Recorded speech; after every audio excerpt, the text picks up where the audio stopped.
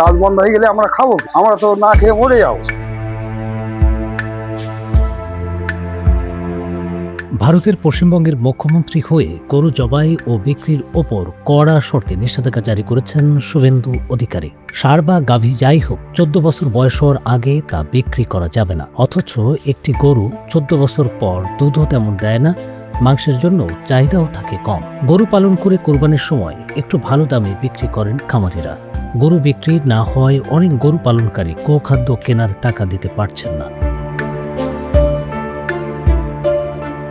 ঋণ নিয়ে ধার দেনা করে গরু পালন করেন অনেকে। তারা এখন কি করবেন, কি হবে তাদের ঋণের? শুনুন একটি খামারের খামারি ও পরিচর্যাকারীদের দিশেহারা অবস্থার কথা।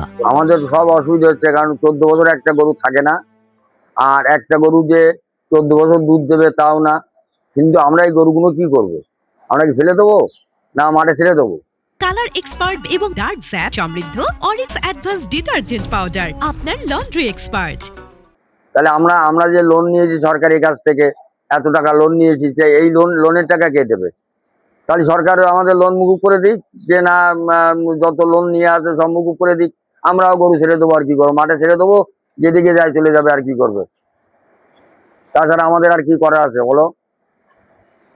আমরা তখন অসহায়, হাত পা বাঁধা। এখন তো যা পরিস্থিতি, একটু খুব ভয়ঙ্কর পরিস্থিতি, সঙ্গে ওনাদেরও ভয়ঙ্কর, আমারও ভয়ঙ্কর। আমি ওনাদের পেশাব দিতে পারছি না, মানে আমিও দেখতে পাচ্ছি আমার এই অবস্থা, ওদেরও এই অবস্থা। আগে ভালো বেচা কেনা হতো, তার ফলে দেখা যাচ্ছে এখন আমাদের নতুন যে মুখ্যমন্ত্রী হয়েছে, এখন বেচা কেনা সব বন্ধ করে দিয়েছে। আমাদেরও লেবার, আমাদেরও অসুবিধা হয়ে যাচ্ছে। কাজ বন্ধ হয়ে গেলে আমরা খাবো কি? আমরা তো না খেয়ে মরে যাবো। গরু খাটালে কাজ করে, হ্যাঁ, আমরা কর্মী, আমরা কাজ করি। কাজ করে। অন্যবার কি গরু হিসাবে বিক্রি হতো? হ্যাঁ, বিক্রি হতো, প্রচুর বিক্রি হতো। এবার বেচা কেনা নেই।